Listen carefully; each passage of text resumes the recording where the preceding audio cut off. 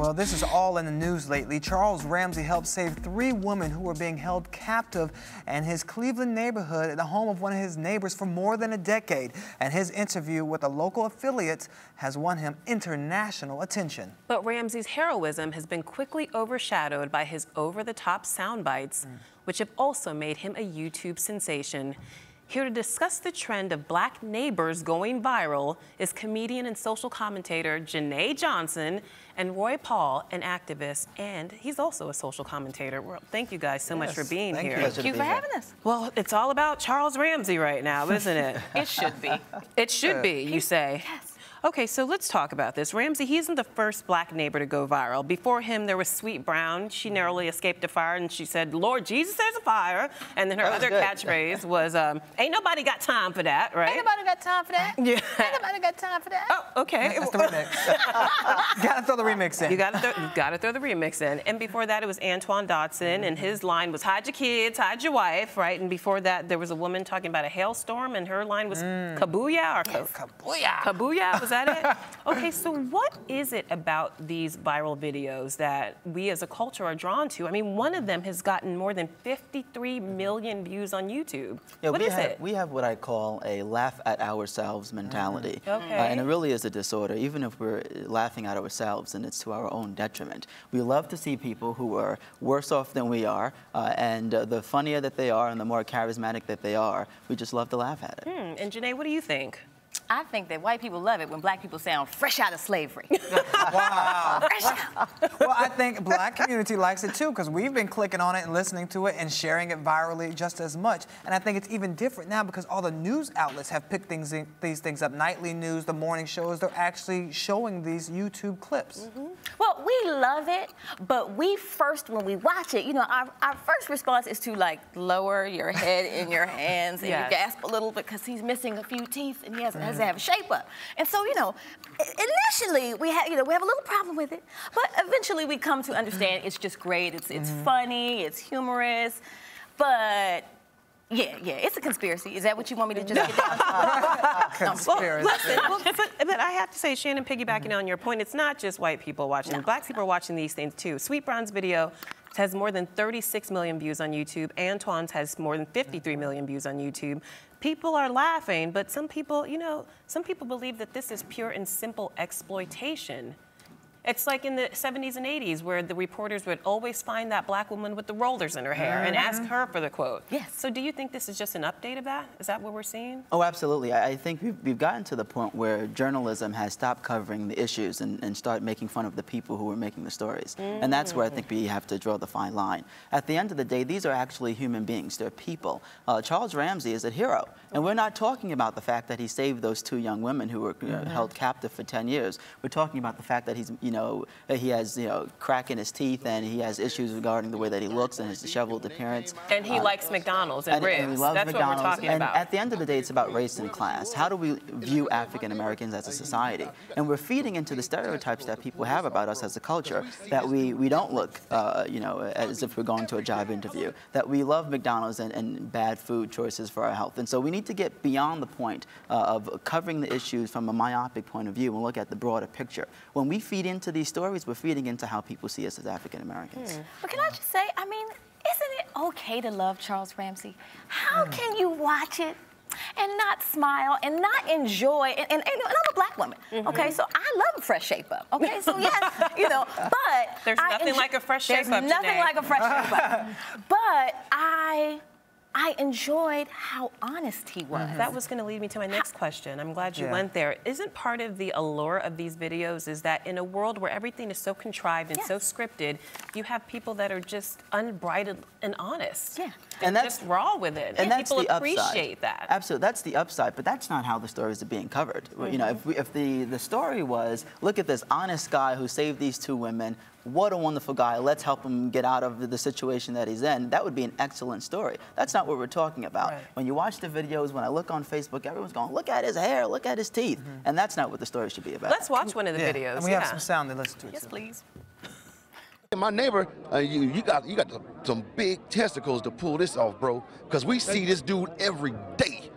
I mean, every day. How long have you lived here? I've been here a year. Okay. You see where I'm coming from? Right. barbecue with this dude. We eat ribs and whatnot and listen to salsa music. You see where I'm coming from? Yeah. And you had no indication that there was anything going on? Bro, not a clue that girl was in that house or anybody else was in there against their will. Bro, I knew something was wrong when a little pretty white girl ran into a black man's arms.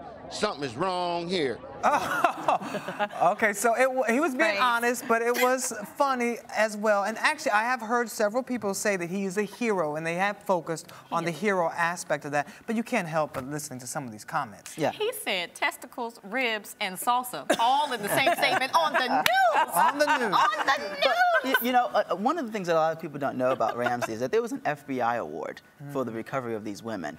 He was on Anderson Cooper and said, I'd rather give that money to the 2 girls who were lost. Exactly. Wow. And that's not, a lot of people don't know that. They're not speaking about that. And the other thing, I mean, that line, I knew something was wrong when a little pretty white girl ran into a black man's arms. I mean, that is the stuff of a sociology course at Harvard. Right. I mean, he's really, really making a clear examination of the state of race relations in post, Black America. And we're not having the deep dive. We're having to hear it at Rise 360 because that's what we do. But mainstream television is ignoring that part of the story. Absolutely. And I think part of the problem is that mainstream media knows they're not covering the stories. And so this is their way of covering it up and making fun of it when they really should be talking about the issues. Well, I think that's a big issue. Janae, what do you think? Your face seems to disagree. I think he's the black woman with the curlers, okay? Wow. I think if he had his haircut and his teeth were all there, we probably would be having the same conversation. But part of what makes him, I'm sorry to keep harping on that, brother, I'm sorry. But part of what makes him interesting, or I think what catapulted him into, onto the national stage aren't just those shortcomings, but the fact that you will not hear anyone keeping it that real. Yes. Yeah, and I think we missed that. What brings up another question is that why are only the black neighbors without the teeth, without the haircuts, the ones that are going viral? A lot of the white neighbors, we don't see their stories or their comments going viral. What's the difference there? Well, I think that doesn't play. I mean, let's be honest. America's very comfortable with certain stereotypes, okay? And, black people as ignorant. Black people, I mean, nothing would have been better for them than if he'd bought some chicken onto the stage, okay? But I think what we have, there are always going to be people harping on the negative, pushing the stereotype. But I think at the end of the day, he really is, a heroic man. And just someone cut his hair next time. Ask him for the next But what if time. it was a white woman, that didn't have her hair done, or she may have had curlers? Would it have been as popular? Would they have created remixes for it? Absolutely. This is an issue about race and class. Make no mistake about it. You said it's race and class. Race and class. Okay. If you are poor, whatever race you are, people make fun of it. It has no distinction whether you're black, white, brown, or gray. If you are poor, Honey Boo Boo's success Honey is a testament to all that. of it. It all has to do with race and class. And when we realize that, we begin to understand how people make money. Unfortunately, the people involved in who are making fun of these people, they're not making any money off of it. People bystand, they take the videos, they make the remixes, and I watched some of the videos, I started laughing, and then I said, wait a second.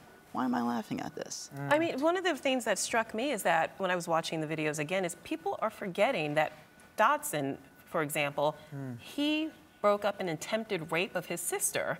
But meanwhile, we're laughing and there's a remix of that, but this is a very serious issue. These people are witnessing horrific events. In case you forgot, we have a clip here to show you who Antoine Dodson is.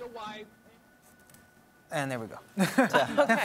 Well, we all know, hide your kids, hide your wife. 53 million people have seen it. So, but how do we just gloss over the fact that he's talking about rape and get to the remix of hide your kids, hide your wife? And what do you all think of those auto-tune remixes? Come on. The comedy just surpasses the story. It just is, it's funny. Had they not been that funny, and I'm talking about, okay, we can look at black people with, with dimension. We can see all the dimension. Let's take all of the way they look aside. Okay. The things that they were saying were really funny. They were really witty. They brought levity to a sad situation, but that's what made it all the more watchable.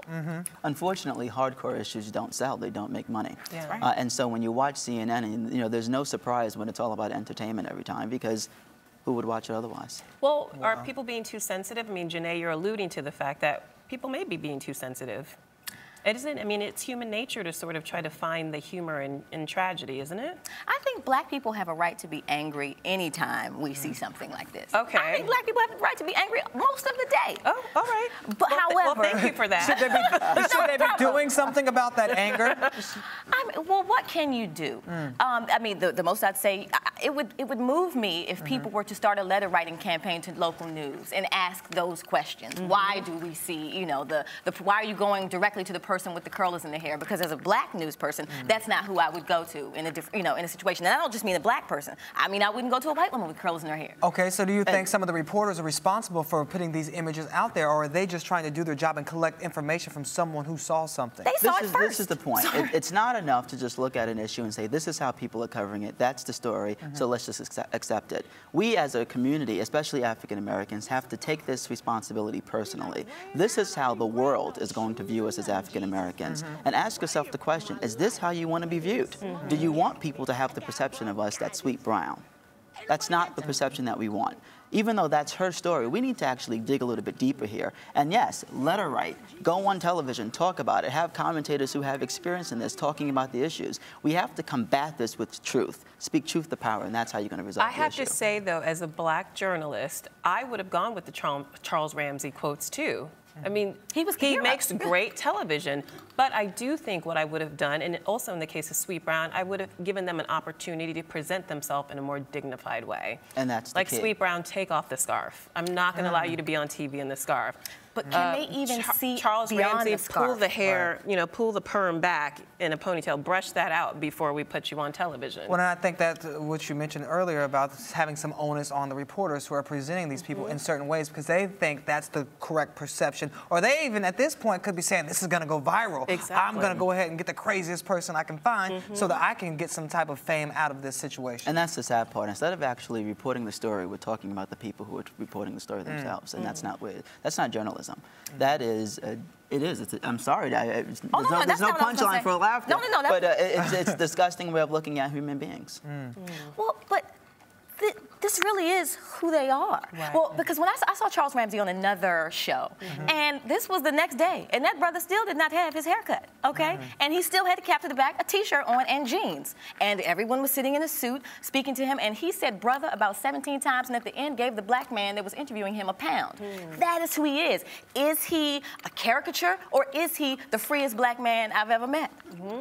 That's Just a very being good. Well, we cannot follow that up. I tell you, that may have to be the next thing that goes viral. That question alone. Yeah. We'll have to ask people to tweet us about that at Arise TV 360 to tell us what they think. Ain't nobody got time for that. They better have time for our show because we have Chrisette Michelle coming up next. Woo. That's right. Roy Paul, Janae Johnson, thank you so much for being here. Thank you. Appreciate it. And we always got time for you. Yes. Okay. And we really do want to continue this discussion on Twitter, so tweet us and tell us what you think at Arise TV 360.